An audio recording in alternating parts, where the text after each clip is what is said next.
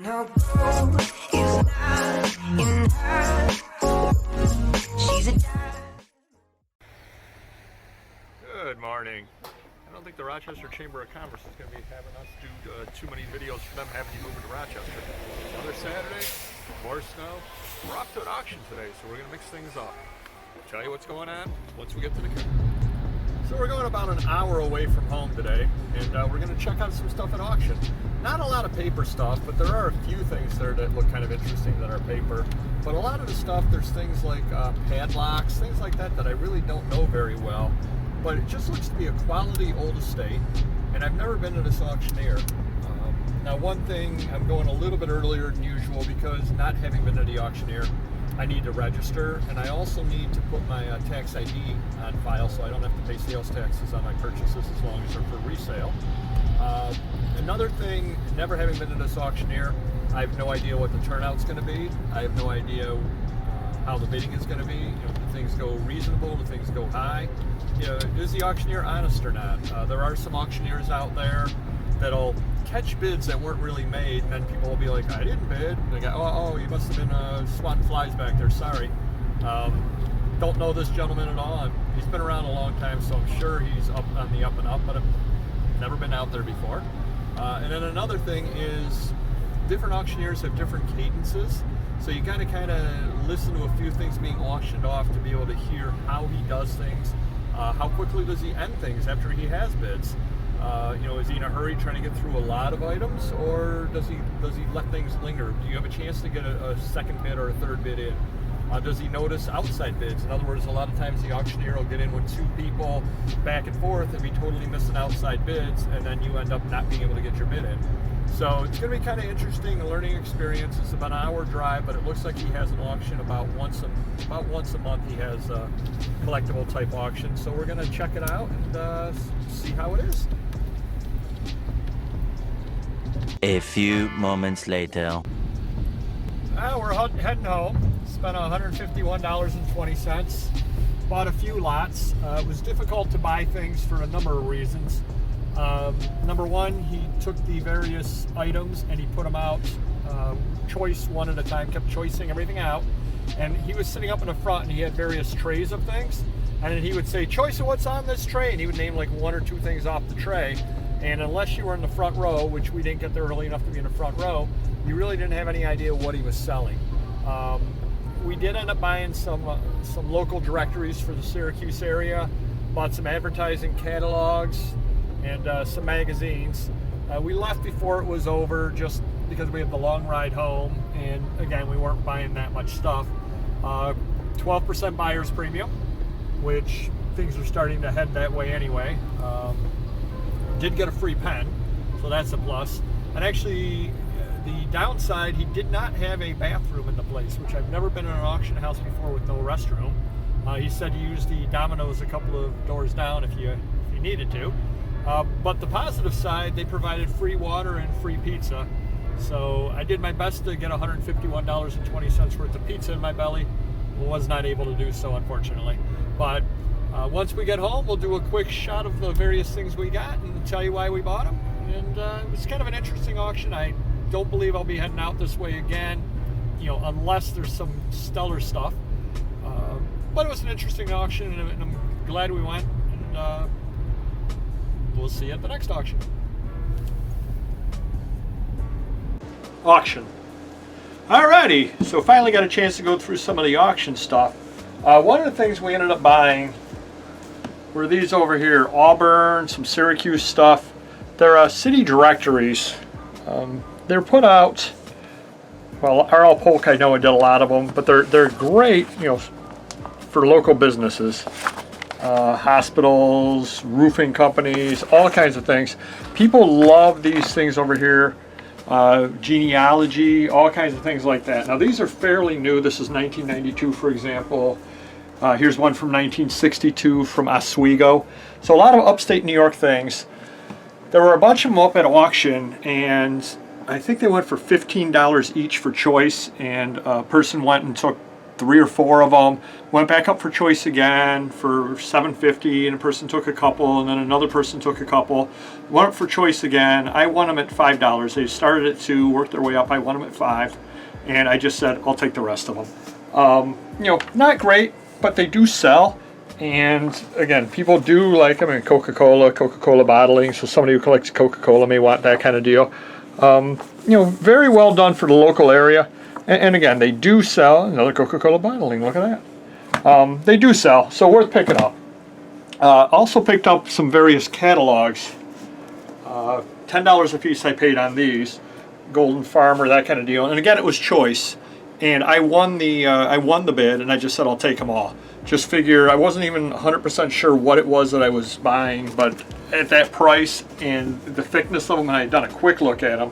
A lot of local companies, hardware supplies, you know, bamboo fly rods, glass fly rods, all that kind of stuff, old helmets, just lots and lots of neat things. And one thing that I definitely am going to do on something rather like this is the table of contents will definitely get put in there, because people will want the various things. You know, they're not sure what it is, 1962, they're not sure what's in there. Well, salt and pepper shakers, sandals, water saucers, charcoal saver. I mean, just pretty much anything you can imagine might be in here. So I have to do a little more research on it, check out things, you know, see if there's asbestos, things like that, which will also sell. Ski poles, just, you know, ooh, an electronic megaphone that makes things louder. You know, various things like that. Pretty neat there on that. One from that company, and then 2 of them from the Bostwick Brown company, which I wasn't even sure what it was, but oh my goodness gracious, this thing weighs a ton. You know, wholesalers. So you got their catalog over there, and I mean, it's just page after page of just incredible things. People love doing reference on things like this over here. And on something rather like this, because there's such variety, you can kind of name your price. I mean, I don't know what I'm going to put on it, but $100 would not be out of reason on something rather like this. Just neat things, just page after page of interesting things. And got 2 of them from this company. And again, I have to, you know, electrical equipment. I have to do a lot of research on these, and that's one reason why some people might not want to deal with something rather like this, is because in order to get top dollar, you're going to have to spend some time on it. This isn't a 30-second list by any means. I mean, maximize your pictures, get all 12 pictures in, you know, irons, just thing after thing after thing. But again, you go through it, you hit the table of contents, you find the best couple of pictures, you put as many keywords as you can on it, and people love this kind of thing, love it for research, all that kind of thing. I mean, look at how thick that is. Just a nice item. So that's pretty much what we picked up. Oh, that's not everything though. I also picked up, and it was only because the price was right on them. The condition's not the best on them, but they're old McClure's magazines, and they don't go great, and the condition's not the best. I mean, you've got random back covers or coverless or whatever that is in there, but they're just neat, and you don't really know what the subject matter might happen to be until you really start looking at it. Oh, and a free comic book too. Look at that, nice. You know, just neat little items, and you hit the table of contents, you put that in there. Sometimes there's good stories, you know, a lot of good advertisements throughout, and I think I paid, I forget even what I paid, $10 for the whole pile of them or something other like that, which isn't bad at all. And picked up some neat stuff in here, and I do enjoy listening at. If hopefully that cover is the coverless one in there, that'd be nice, because that would definitely sell with the patriotic cover. Even though it's detached, it still would sell. So that's what we picked up at the auction there, and it'll be coming to Paperboy on eBay soon. Alrighty, hey, no snow on the ground for once. There's a little bit of snow on the ground, but none coming down from the air for once. We're on our way out to a local suburb to buy a guy out, actually. He does a little bit of stuff on eBay, and he's going to hang on to the eBay stuff, but he does set up in local flea markets, things like that, and has a lot of paper, and I've bought from him before at the flea markets and kept giving my business card, telling him, hey, if you ever want to wholesale, Finally he called me and he wants to wholesale. He wants to get out of paper. He likes toys and something else, and I don't remember what it was, but something else he wants to stay into, and he just wants to sell the other stuff off to me. Seemed surprised that I did things like postcards and whatever, and he goes, oh, I have a lot of those, he said he's going to put out what he has. Now, I think today we're going to see a phenomenon that you see regularly, and that's when people, you try to buy things from people and they say, for everything? When basically what I'll do is I'll come in and I'll take a quick look through, because I bought from him before and I know what type of stuff he has, and I know he's fair on his prices. So then I'll ask him, what do you want for everything? I'll take a quick look, kind of get an idea how many boxes there are, how much stuff there is, and I'll say, what do you want for everything? And I have a feeling he's going to say, for everything? But that's definitely the way you want to buy. The worst way to buy, and I made this mistake years ago dealing with a different dealer, was I would pick what I wanted and he'd give me a price on it, and all of the prices seemed reasonable, but then you get home and you go, how did I spend $400? Because yeah, you're gonna make money on the stuff, but you ended up spending $400 on stuff that you probably should have paid $250 on. So you do not want to get caught up into where they start picking various things out and pricing things individually. Because again, you do make money, but why pay $2 each for magazines when you can pay 50 cents each in a gigantic box lot of them? The whole thing is you end up taking the good with the bad, but it also makes it easier for them because they don't have to piecemeal stuff out to other people as well. So we're gonna see how this goes. Like I said, the guy's reasonable. I bought from him before, and hour from now or so, we're gonna come back on again and we will see how well we did.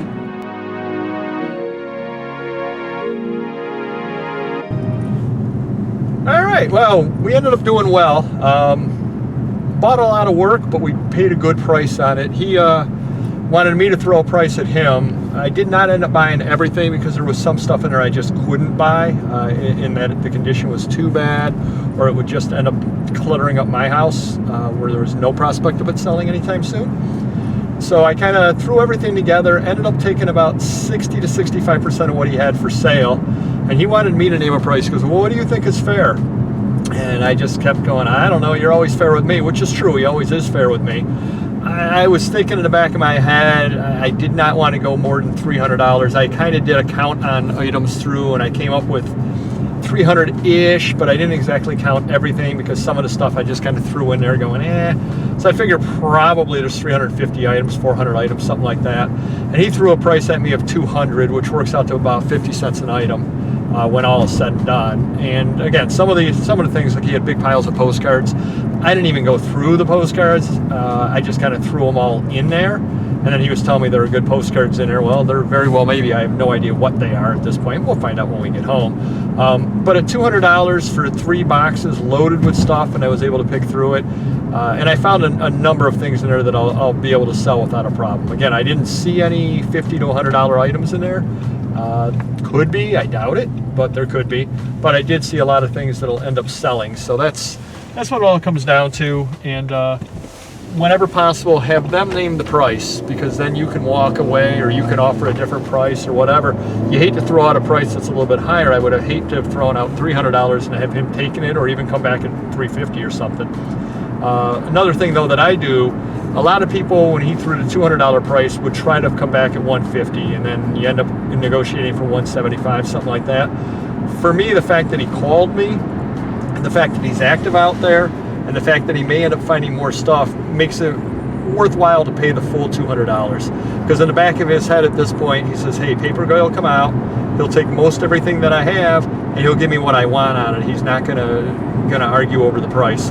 And a lot of people do appreciate that, because sure, you can nickel and dime them on items, but at some point they stop calling you because they say, it's just really not worth the trouble, versus you just give them what they want.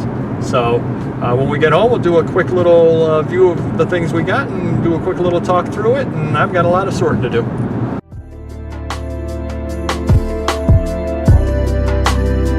Hey, we're back here at Papergoy Command Center, and this basically is what we got. 3 boxes of stuff. Like I said, $200 for all of it. You know, postcards. He had said there were some good ones. I don't have any idea. I haven't even gone through them yet. I just took every postcard he had and threw it in. Looked to be kind of common stuff from what I saw. But worst case scenario, you throw the stuff together in a lot. You can move it one way or the other. You know, similar stuff. Probably a lot of Rochester, New York, all that kind of stuff. Just various things, you know, magazines, stuff that I enjoy listing, things like Paris Match. A lot of people don't want to list them for a couple of different reasons. Well, 3 reasons. Number 1, it's got water damage on the side. But the other 2 reasons are it's foreign language and it's also oversized. And people don't like to ship oversized things. I mean, this has to go priority because it's more than a pound. But you kind of go through it. I just saw the Pope in there. You know, just various things like that. Just stuff. And some of the stuff over here, you know, Elvis Presley's Roots, National Enquirer, a lot of fun stuff, you know, Robert Blake there on the cover, Beretta. Just a lot of fun stuff to go through. I'll probably end up spending way more time than I should just reading about this, just reading this kind of stuff through. Lots and lots of Elvis stuff. You know, Priscilla haunted by kidnapping threats. Is Elvis alive? You know, all kinds of just fun stuff. You know, and then you can sit there and you take a picture of the back cover, take a picture of the front cover. John Travolta, Olivia Newton-John. You know, fun stuff. Old newspapers. And again, at the price, I could not argue. Las Vegas Panorama, I know there were a pile of these in there, and people like to buy things like that. You know, Good Housekeeping, Liz Taylor, Look magazine, and then you got various things in there, you know, little booklets, things, you know, things going around Rochester. Well, I don't know a Get Smart, so somebody or other who's a Get Smart collector would like that over there. I think that's Agent 99. Alaska stuff. I mean, just stuff. I mean, no better way to put it than stuff. Ooh, Star Wars, Star Trek, all that kind of stuff. Ernest Hemingway book. And again, his price was right. I knew it would be, so I just kind of threw the Ernest Hemingway in there. I have no idea. Doubt it's a first, but at the price I paid, take a chance on it. You never know. Kind of just more stuff. Westbury Musical Fair, Campfire Girls, more stage bills. I mean, just a lot of things. Again, I stopped counting around 300. Howdy Doody. I've stopped counting around 300 items. If you want to get started in the business, try to hook up with somebody or other like that that's got a lot of the paper. Tell them you want to buy the stuff wholesale. I mean, I absolutely guarantee you that anybody, even if you know absolutely nothing, if you bought all of the stuff that I bought here for $200, you're going to make money. You're going to work. You're also going to learn a lot of stuff. You know, Harper's magazines, Batman and Robin on the Mad magazine, you know, just Music Scene magazine. And again, I didn't even bother looking through it when I was buying it. I just was piling it all up. But, you know, Traffic, just who knows what might be in here. It's just interesting things. Random back cover. That one will probably not make it anywhere. You know, Foreign Language Conan, National Lampoon, Sir magazine, which is another one of these that's a lot of fun to sit there and reading. Band Boxing, or National Disgrace. Just stuff. I mean, that really is what I ended up buying. But I have a lot of fun going through it. You know, Robert Frost. Well, people like Robert Frost. Somebody does. And it's all it takes is one person. You list it $15, $20. They've never seen it before. They're going to buy it. Just things. I know there were maps in there, Red Book in there, Holiday Inn brochures. I mean, just kind of everything. Everything that I thought there was any chance that I could ever sell, I kind of picked up. Photoplay magazine with Liz Taylor. And some of the stuff I may already have on there, in which case, if you're on eBay and you have 2 of the same thing, you can change the quantity to 2. A lot of people don't like to do that because they want to keep, you know, have people think their item's rare. I just change it to 2, put it in the same inventory place, because otherwise it'll get piled away and never get listed. I'm not too worried about that Photoplay magazine being rare. It's not. There's a lot of them out there. But I've got 2 of them, probably, and I'll have a quantity 2, and it'll just be a lot easier. You know, Ithaca, New York, now from the looks of that, that looks to be 1930s probably, something or other like that. That'll definitely sell. I mean, that piece alone is $15 to $20 for that one item alone, and I paid $200 for everything. You know, Film Comment magazine, and a lot of it I don't even know what it is. Again, I just threw it in a pile. It looked interesting. Ken Kesey, A Cuckoo's Nest. You know, One Flew Over the Cuckoo's Nest. Well, I'll definitely list that. Somebody or other will buy that. You know, Show magazine, another Show magazine. You know, Betty Davis. Just interesting stuff, and it really is what it is. Stuff. But at the price I paid for it, you cannot go wrong, and you know, it's going to be weeks and weeks and weeks before I end up getting through everything and having all of it listed. After Dark in Rochester. Today's Health. Oop, that one will probably go right in the garbage. I didn't notice that it was missing the mailing label. I had something cut out. So unless it has a really good article, I probably will not end up listing this one. But you never know. We'll look into it. And then these were kind of neat too, and I got to find something or other out about them. They're all from various plays. So probably get all listed together. A few of the plays will be put together.